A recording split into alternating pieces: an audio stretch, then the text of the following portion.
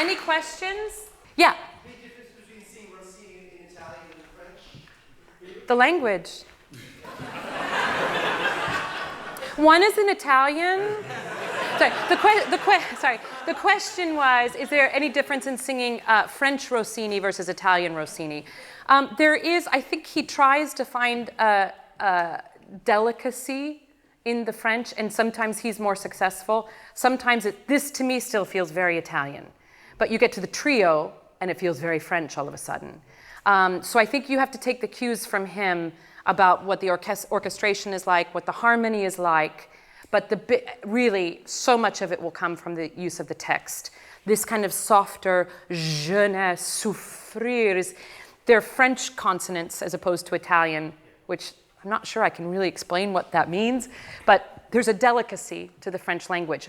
I think one of the problems when we're trying to sound French when we sing is we don't use the consonants enough.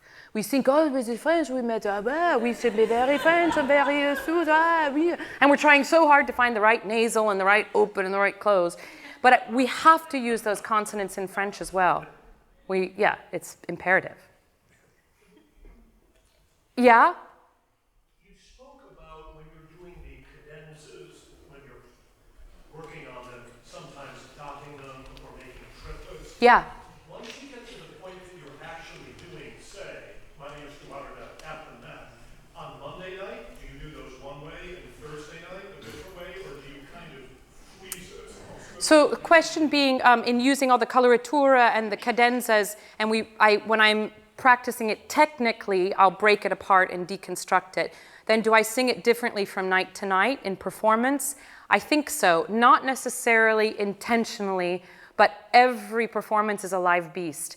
That's the exact reason that in rehearsal and in my studio where I'm rehearsing and nobody thankfully can hear me, I'm working at flexibility. Because if I feel inspired to do something different, a phrasing, it won't be radically different, but it will be different. And I want this to be able to respond no matter what. And that comes from the way I've prepared it and the way I've rehearsed it. So I'm gonna bring on the next singer real fast because we'll do more questions at the end. Yeah. Oh, question about arm gestures. Uh-huh. Because singers always have sort of problems about what to do with their hands. And sometimes at one point you put somebody's hands down. At others you say, if you want to gesture, gesture. But what should somebody be thinking? The question is about gesturing as a singer. And one person I sort of put their hands and the other I said, go ahead and gesture. The thing for me is, if it feels like the gesture is happening in a disconnected way, I don't want it, because it doesn't mean anything. And oftentimes when you get a singer to stop moving, the only recourse they have is to put it into the voice. And that's where we want it first. And so sometimes, again, I'm not saying don't gesture, and that's not the end product necessarily, but I want them to feel what it means when that's taken away. And where can I feel like I want to do something, feel like I need to move, because we get so scared up here, we feel so naked, that it's like, in a way, it's sort of like, don't pay attention to what I'm doing. Here, does that help?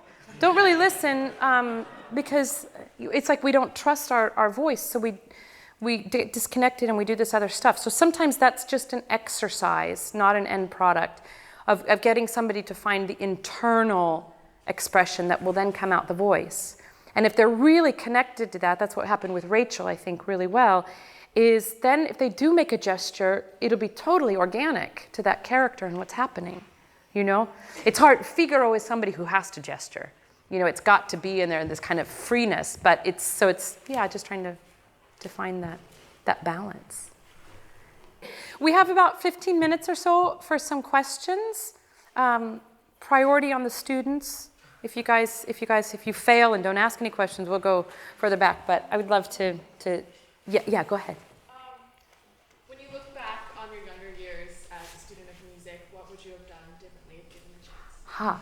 As I look back on my younger years, my early years as a student, would I do anything differently looking back on it? Not a thing.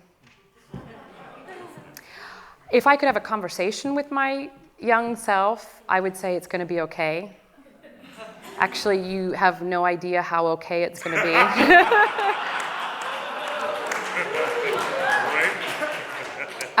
Because, that'd be, I mean, if you had a conversation with your 13-year-old self, how would you talk to her? Okay? Would you say that you'd say the same thing? Yeah.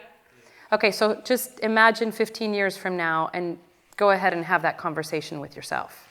It's going to be okay, and probably you have no idea how okay it's going to be. The thing is, I didn't have an easy birth in terms of trying to get started in the career. It's a little bit hard to explain that now because I'm having a career I actually didn't even dream of having because I didn't quite have that much vision, quite honestly. And I said this earlier to somebody, I said, I'm the first one in line to say, wow, I sure didn't see that coming. I'm number one in line. And I look at the, again, process is a word I keep coming back to today. I look at all the hard times and how I had to scrape and scrounge and cry and vent and suffer. I wouldn't change that for anything because it made me, again, the same, God, we are so lucky because what we work in, this field of music and theater, teaches us so much about life. Going inwards for all these arias, I had to go inward and find strength in myself. I had to go inward and find out why I really thought I should have the nerve to stand on a stage and open my mouth and ask people to pay money to hear it. Why do I have the nerve to ask people to do that? Why do I need to sing? What is it that I think I have to say? Because nobody else was telling me. Oh, Joyce, I think you should do this. You've really got something. Oh, Joyce, Nobody was telling me that. I had to find it on my own. And it was really hard. I was still 28 years old. 28 as a lyric mezzo. I'm not going to say past my prime, but things should have been going by then. I still couldn't find a manager. And I was graduating from one of the top programs in the country at the Houston Opera Studio. And I still couldn't get a manager to say, I'll take you. So it was a long, slow process. When the dominoes started to fall, they fell in a really lovely way. But for example, I'm doing this Maria Stuarda at the Met. It's a scary, okay, right, the world is listening. Forget. But I'll be honest, it's a scary, scary role. It's the hardest role I've ever done. I've never had to work so hard on a role.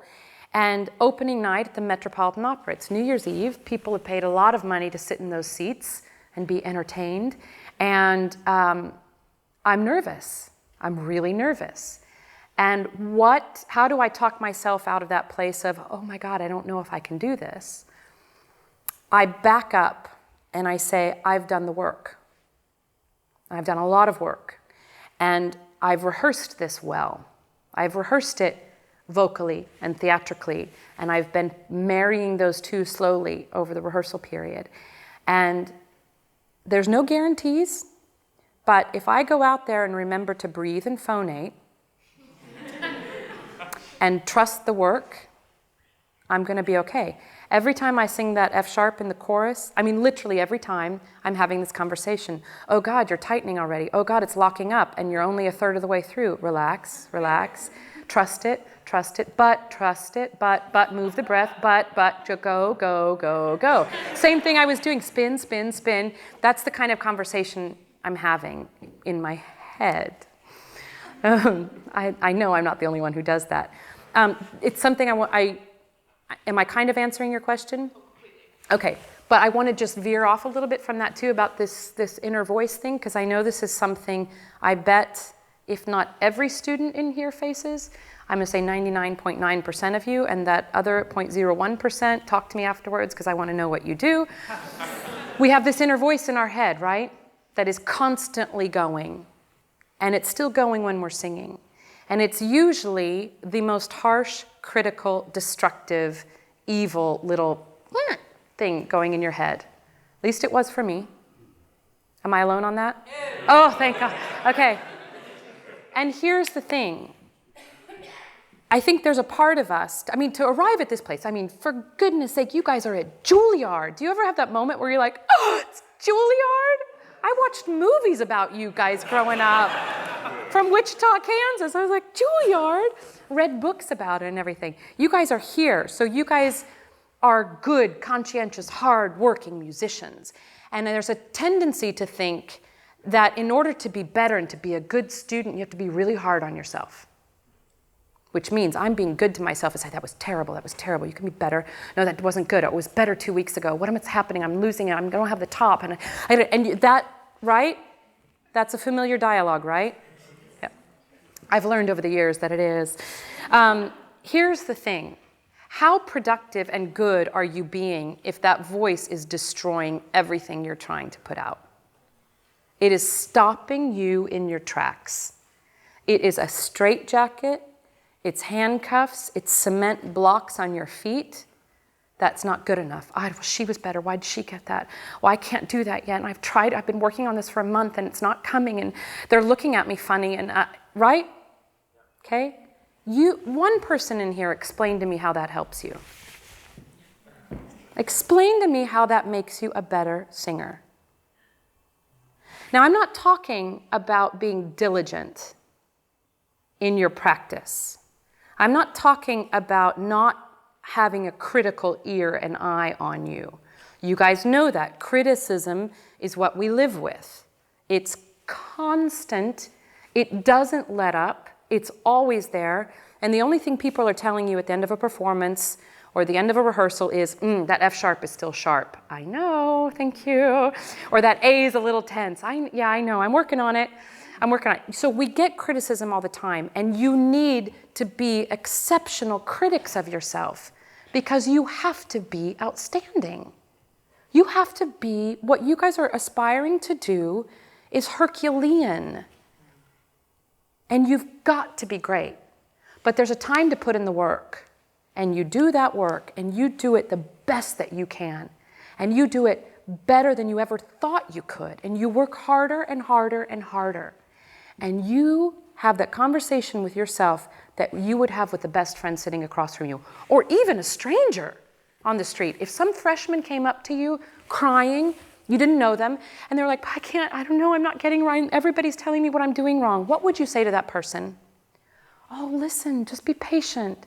Let's go have a beer. Oh, wait, they're not eating yet. But, freshmen, let's go have a cup of tea. There we go. See, they're not going to let me back in. And listen, all you have to do, take a break, breathe deep. You're going to be fine. You're doing good. That's the conversation you would have with that stranger, right? Why in the world would you have a different conversation with yourself? Really? Are you that special? Oh, but I should work harder. I mean, I should know better. Really? You should know better than everybody else? Maybe, okay, whatever. But I say the conversation I prefer to have to myself is when I'm singing 100%, I am Mary, I am Rosina, I am looking at the first time at an aria, so I'm thinking breath. How do I breathe? How do I breathe? Vowel, am I phonating? Am I vibrating? Okay, good. Oh, wow, I didn't expect it to go there. Analyzing it as I go. There's no space for that evil little creature to come in. If you're fully engaged in what you're doing, there's no space for it. And the second you engage in that, you take yourself 100% out of the actual process. So what are the odds that you're going to actually succeed in that phrase or that aria or that opera? Really low. You'll do well because you're talented and you've got a strong will. But imagine putting that voice on hold and saying, you know what? This rehearsal ends at 6. I'll have a big conversation with you at 6:30. Maybe 7 o'clock. Tell me everything you want then. But right now, I'm sorry, I have work to do. Tape yourself. Listen to it later and go, oh, God, sure enough, I still don't have that F sharp. There's about 100 notes in Maria Stuarda I don't have yet that I want to get better. But you know what? The only way I'm going to succeed on a given night is to be 100% there in a positive, big way. And then I go do the work. But honestly, I have yet to figure out how that voice helps us and how it doesn't simply destroy us. It's a destructive thing. So how do you pay attention to it? Start tuning into what it is, what's happening up there. Probably a lot of you are actually unaware of it, that chatter that's going. So start tuning into it And once you do, you might, like me, be horrified at what that voice is doing. Then ask yourself, would I ever speak to another human being the way I speak to myself? I'm going to guess, no way. So just ask yourself if that's really how you want to still function in this business. Because you know what? You're spending a lot of hours rehearsing. You're spending a lot of hours performing. And if you get your dream, you're spending a lot of time on the road, a lot of time doing this. Just ask yourself if you want that mental prison going on the whole time. There's a way to be a very conscientious, brilliant student, lifelong student of this art. But destruction up there, I don't think it's the key. If I'm wrong, let me know, but yeah. Yes? What percentage of your performances would you say that you're really happy with? Oh, good question. What percentage of my performances am I really happy with? Oh. Okay.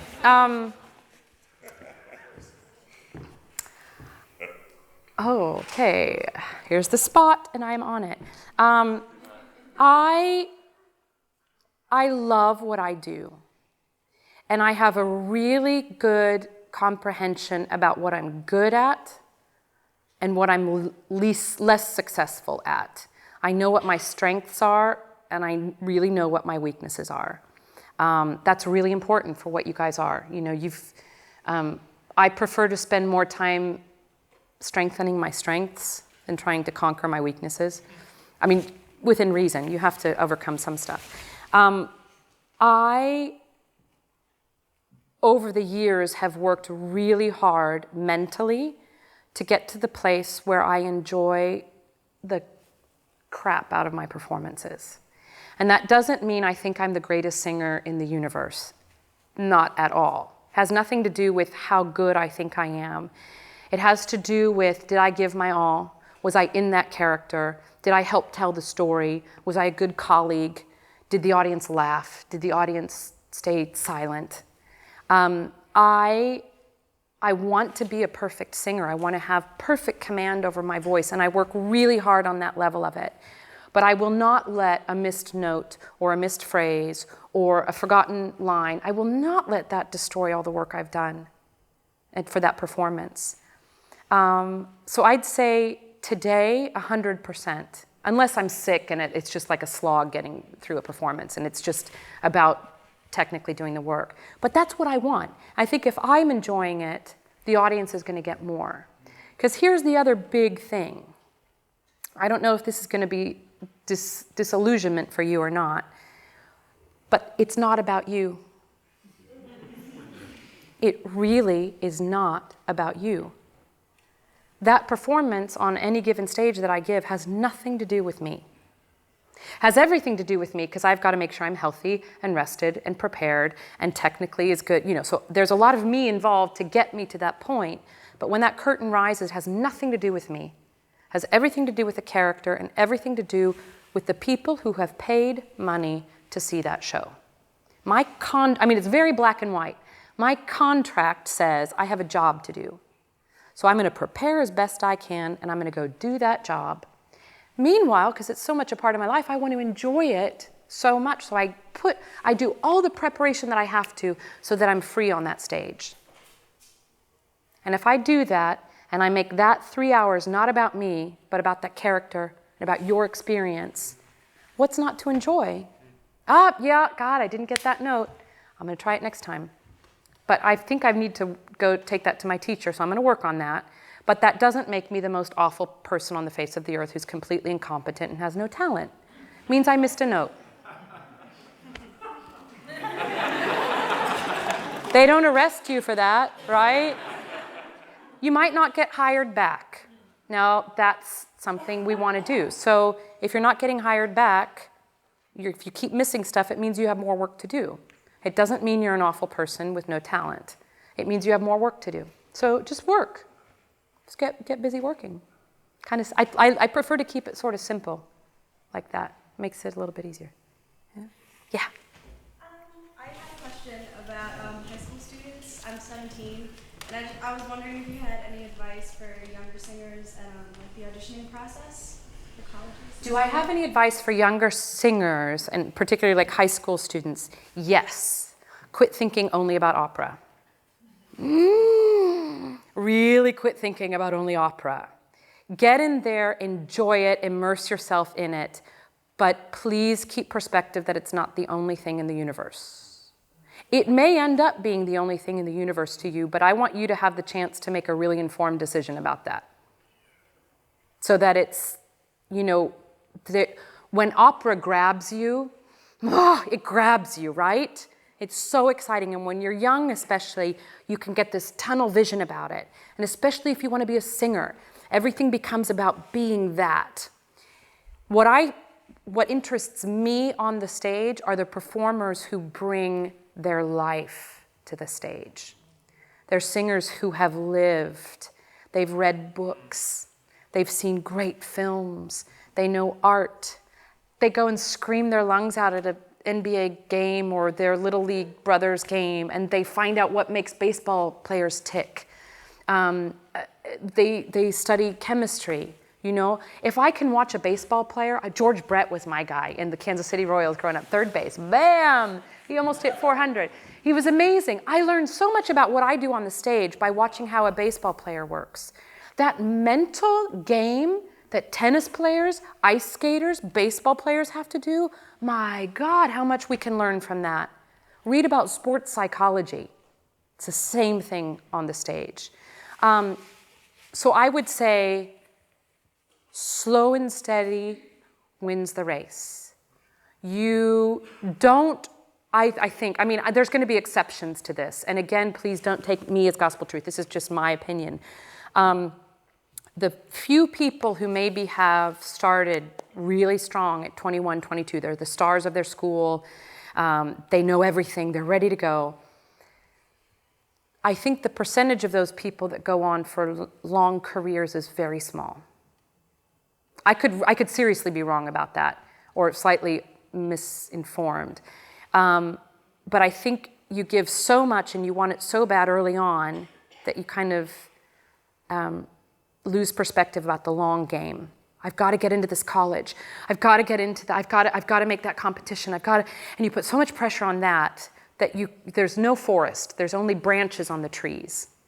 So for an opera singer, you need great languages. What about like arriving at undergrad or graduate school fluent in Italian? And I mean fluent in French. Holy cow. How much easier would our lives have been if we were fluent in a language? And that's something that you don't have to try and figure out technique and all that stuff. It's life experience, Save up, find a grant, go to Europe for the summer. Live that life. And go see the opera while you're there. And go on YouTube and see what's happening and what's going on. But I would say make it about the big picture. Opera is the culmination of everything. It's not about opera. Opera is about life. It's about breath. It's about energy. It's about passion. It's about forgiveness. It's about betrayal. You need to know what life is to put that through. So, yeah, get involved in it. Be passionate about it. Start an opera club. I know all my Twitter people are watching. Opera rocks, okay? We had like 25 young Twitter people at my second performance of Maria Stuarda, boring bel canto opera, and they're like, we love this. Start an opera club. Get fundraising for your local opera company. Find ways to get involved that also give you different skills and different tentacles to your passion. And if you are, at the end of the day, just all about opera, great. But you're not going to be worse off for having explored some other things as well. And you'll probably be more fun at a dinner party. Probably. Does that answer your question? Yeah, you bet. Yeah. What types of personal sacrifices have you had to make for the career, and how have you counterbalanced them in order to have a fulfilling life?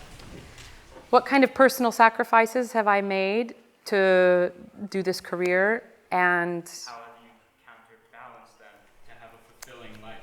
how have I counterbalanced that to have a fulfilling life?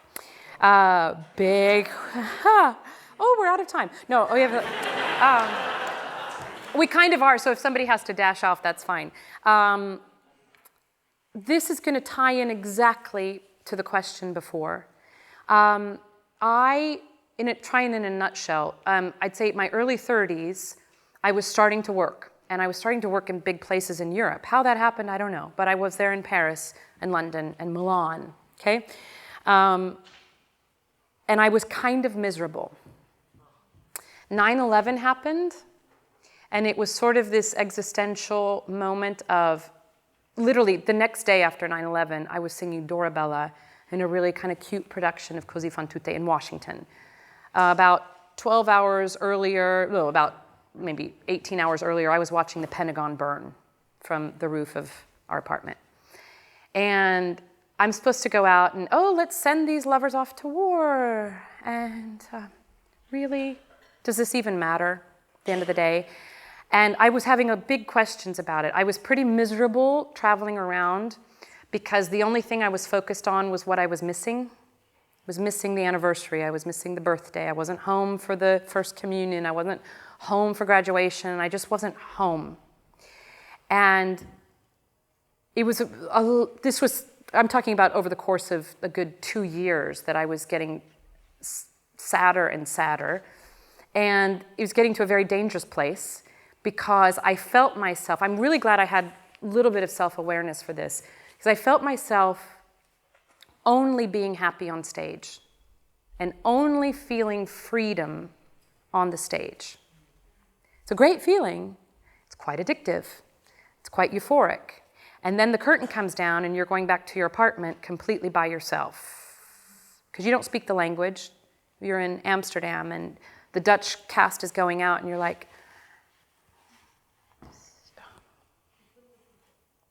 so I think I'm just going to go home. And nobody notices. So you go home. This was before Skype. And it's pretty brutal. It's pretty awful. And this is something that if you guys start off on this, you're going to each come to your own crossroads and you're going to decide whether you want to stay with it, if it's worth it or not. And it may not be. It very may well not be what you want for your life. The thing I've done for myself early on was I said, anytime it gets to be too much or anytime I think I'm done, I'm going to walk away. And I'll do it with no problem. I've never wanted to feel handcuffed to this career. And so that alone gives me freedom. I'm here because I want to be. Going backwards a little bit, when I realized that there was this sense of the only time I was alive was when I was on stage, I kind of said, whoa, wait a second. I saw that as a very, very dangerous path that didn't suit me. I didn't want that for me. So I went about doing a lot of work on myself to figure out if I could reconcile that. And if I could find that freedom in my life. Funny thing is, I've done a lot of work, and I can say, I feel that now. I'm a million times freer on stage, because I don't need it. I don't need the stage to tell me I'm okay. I don't need the stage to have people applaud me. I mean, that's lovely. I love it. Please. Thank you. No, I'm just kidding. I'm just kidding. But I worked really hard to make sure I was clear that this is what I do. It's not who I am. Which is why I can say I enjoy my show at the night, even when it's a bad show, or even when I miss something, because you know what? I'm a singer. I'm not a machine. I'm not a computer. I'm not a perfect singer. I do my best. And I go home, and I'm happy. The other thing that I did was I switched that focus to where I'm not and what I'm not doing to where I am. And all of a sudden, I have this twinge of, oh God, it's my nephew's birthday. He's 10, and I'm not there. I'm gonna get my camera, I'm gonna go for a walk, and wow, I'm in Paris. I'm in Paris. I'm gonna sit down at a cafe by myself, and I'm gonna have some cheese and wine, and I'm gonna take a photo, and I'm gonna send it to my nephew. I'm gonna say, Vasile, I can't wait to bring you to Paris. Can't wait for you to see this city. I'm thinking about you. So I'm there, and I'm here. It's the same thing I was talking about, that voice that's in your head. If you're always somewhere else, you're not here. You're just nowhere. So what's the point? But this is years of work and experience that I can say that this is where I am now. My advice, if I have any, is first of all, you're all going to find your own way, I hope. Don't follow anybody else's, do it your own way. But, bless you. But listen to yourself. And when you hit those walls, which you're going to hit, and you'll hit them repeatedly. If you think I don't hit walls, If you think Renee Fleming doesn't hit walls, I don't want to speak out of turn, but I'm pretty sure she does. Any person, everybody hits walls. You don't have to be an opera singer. You're going to hit walls of varying force at different time. Have that conversation with yourself as a friend, not as a critic, and just say, do you still want to do this? Why? Why do you still want to do this? And if you do, what do I need to put in place in my life that will bring me fulfillment independent of success? Whether it's career success, competition success, jury success, aria success, independent of that, the end of the day, am I happy? No? What do I need to do to fix that?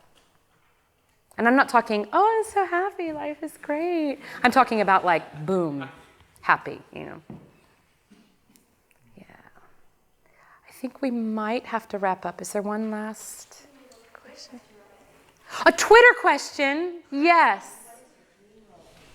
What is my dream role? I don't really have one.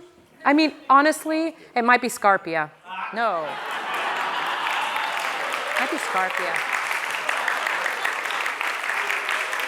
Don Giovanni. Figaro would be really fun. Too many notes, though. Don Giovanni would be really fun. Yeah. Was that from... Oh, no, I should say that the bear hunks out there. No. Anyway, you guys, thank you so much. What an amazing talent. Such an amazing...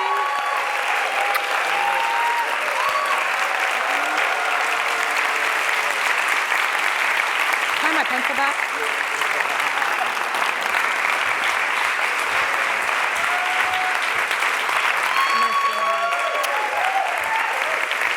Thank you.